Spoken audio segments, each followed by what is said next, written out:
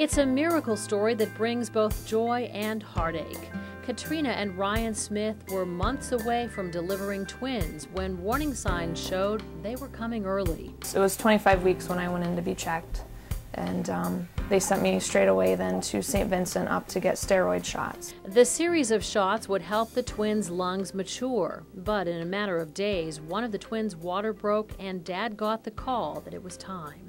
You know that that's coming someday, but I never expected it to be that day. When we were still 3 months away from the due date, I still had 3 more months to get ready for this. At 10:10 on July 23rd, little Gianna Smith was born. Twin brother Grady arrived 1 minute later. She was 2 pounds, and he was 2 pounds 5 ounces. So they were, for 26 weekers, they were good size. But when babies come this early, many are just not ready to breathe on their own. That's why the special ventilators in the St. Vincent Neonatal Intensive Care Unit are so critical. They were put on ventilators right away. She was much, her lungs were in a much better condition than his were. They say that has to do with her water breaking. She was basically being forced to have to breathe on her own, and that supposedly gave her a little bit edge up over him. His lungs from the outset weren't good. I mean, she came out screaming and he came out and couldn't even utter a sound. Little Grady battled for 3 days but could not overcome the setbacks.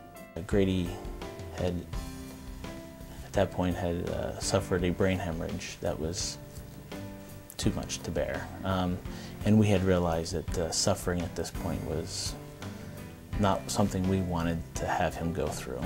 And so we decided that through the advice and the counsel of Dr. Vora and the rest of the staff, that it was in his best interest to just let him go and to pay our last minutes with him and make that as special as possible and say all the things we wanted to say to him and let him go, which was tough. Losing Grady made the gravity of Gianna's situation all too clear. It was very difficult, just the fear of the unknown.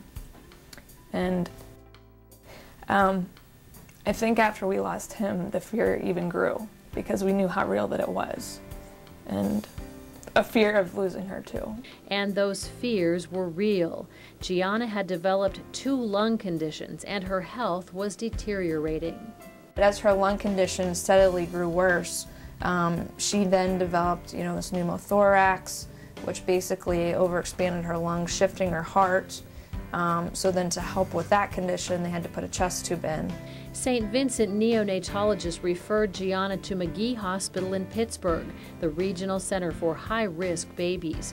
There, a steroid therapy was miraculous, and in 5 weeks, she was back at St. Vincent in time to move into the new neonatal intensive care unit.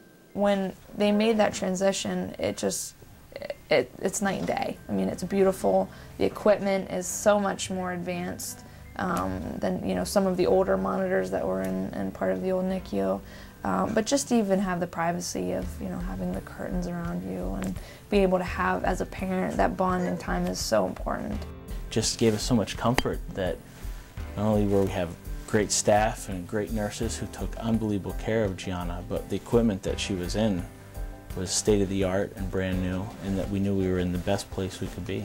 Gianna's journey brought her home without her twin brother, but her parents say they are truly blessed and this miracle baby is thriving. She's growing like a weed. She is 8 months old, five months corrected, and she's 17.5 pounds, about 25 inches long, and to look at her you wouldn't even know that she was a preemie.